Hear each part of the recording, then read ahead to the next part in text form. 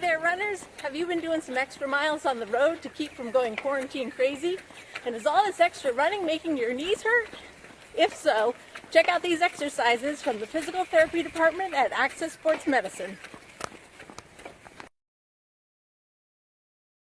Recent studies have shown that foam rolling reduces pain, improves mobility, increases range of motion, thus increasing function and performance.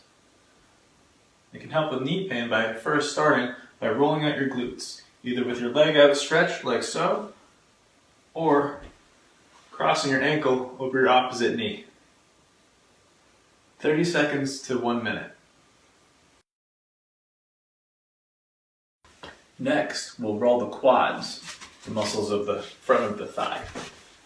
To do this, lie on your foam roller with either both legs on or one leg at a time. I'm going to do one leg at a time because I have a short foam roller.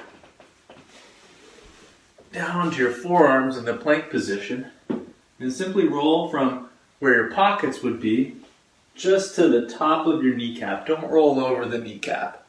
And make sure you don't have anything in your pockets also.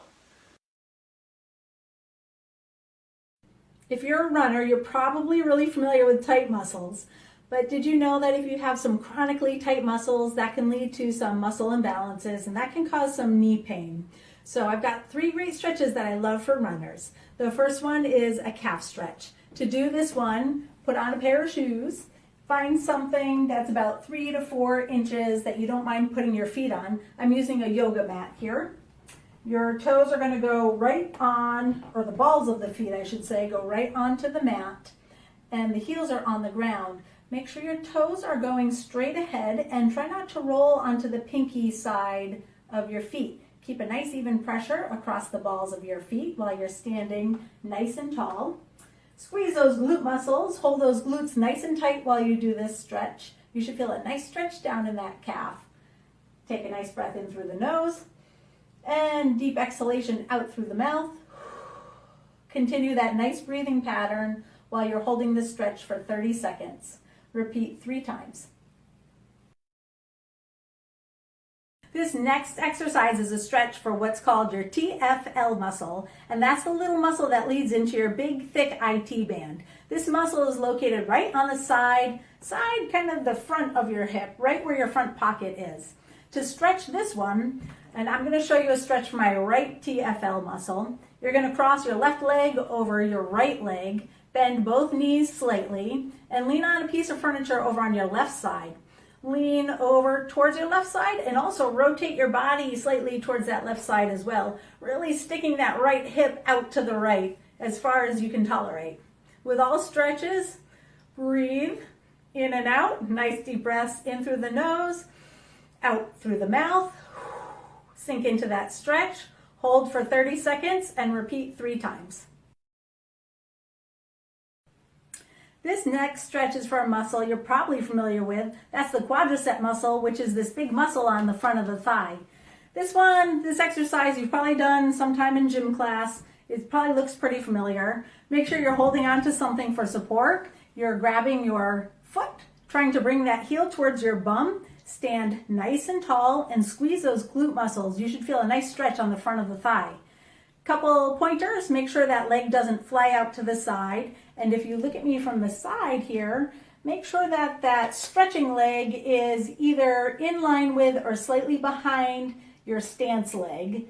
That way you get a really nice stretch. Again, squeeze those glute muscles. Nice deep breaths in through the nose, out through the mouth. Hold for 30 seconds and repeat 3 times.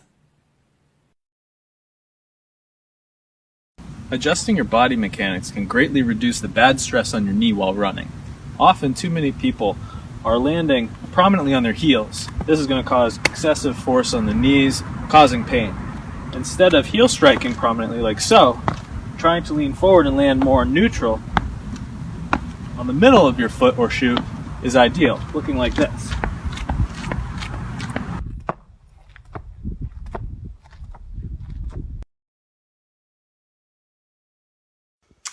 Tips to improve your body mechanics would include having a friend film you run from the side view so you can pay attention to which part of your foot you're landing on. To help to encourage more of a forefoot strike or a neutral foot strike, which we know reduces knee pain and increases the function and performance of all of the muscles in your body and decreases pain, try running barefoot or in minimalist footwear. And start out with just a few minutes for starters and a couple times a week and ramp up gradually from there. This first exercise you see, side lying hip abduction, also known as leg lifts. Make sure to roll your pelvis slightly forward so that you're targeting the muscles of the glute, not of the front of the hip. Next you see we have clam shells. The same position lying on your side, except now you're keeping the heels together and lifting your knee up as high as you can. The second variation, you have your heel leave your other foot and you lift your whole entire leg. Both variations are good. The third hip exercise is bridging. Real simple. Just emphasize how high you can lift your hips. Try 3 sets of 10, but if that's too easy, then try 3 sets of 20. Banded stepping. Finally, this one is great. Very important and a functional way to integrate the 3 previous exercises into something standing and moving that's going to use all those muscle groups but replicate more of an athletic stance and motion. It's very important to try to pull your knees apart from each other, kind of like going bow-legged on every repetition. Try 10 to 20 side steps, then walk forward and backwards for 2 rounds. Repeat this 3 times. And if you go barefoot and sockless, that'll help give you extra gains. This is an exercise from the Postural Restoration Institute, also known as PRI. This exercise is geared towards working your diaphragm along with your abdominal muscles and some muscles of the legs that all work in concert to not only help you breathe, but they're very important for spinal stability. So this exercise is important not only for runners and for athletes, but really for everyone. When our diaphragm isn't in the correct position, then we end up using other muscles in the body to compensate, and that leads to a lot of inefficiencies and some overuse injuries. I'm now down here on the floor to show you this PRI exercise. I want you to find a surface where you can put your feet. I'm using a piano bench in this example, but you can certainly use a couch or a coffee table. But I want your feet up in a position so that your knees can be at a 90-degree angle and your hips are at a 90-degree angle as well. We're going to use some object. I'm using some towel rolls, but you could use a small pillow or you could also use a small ball. We're going to put this right between your knees. So this exercise is going to be a breathing exercise, but I want you to put a squeeze on these leg muscles. Squeeze that towel roll. That's going to activate your inner thigh muscles, and we're going to keep that squeeze on and keep these activated throughout this entire exercise. We're also going to take our heels and push down. It's going to raise our tailbone up just slightly off the floor, and you're going to feel your hamstring muscles, or those muscles on the back of the thigh, fire as well. So throughout this exercise, I'm going to keep the squeeze on and keep pushing my heels down so that these inner thigh and my hamstring muscles are firing. You're not going to let those go while we're doing our breathing. Now for the breathing part, I want you to put your hands on your lower rib cage. We're going to feel the movement of our rib cage as we are breathing in and out. We're going to take a breath in through our nose. We always breathe in through our nose. So a nice breath in through your nose. Feel that rib cage expand and come up and out. Now, I want you to take a nice forceful exhalation through your mouth, feeling that rib cage come down and in.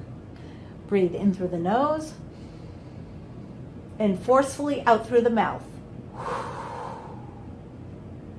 As you're doing this exercise and you're breathing out, you should feel your abdominal muscles firing right around in this area to pull your ribs down and in. So that's what I'm looking for. You're not only going to feel your leg muscles firing, but you also should feel your abdominal muscles firing as well. So with this exercise, 4 to 5 breaths counts as 1 set. I'd like you to do 4 to 5 sets of 4 to 5 breaths.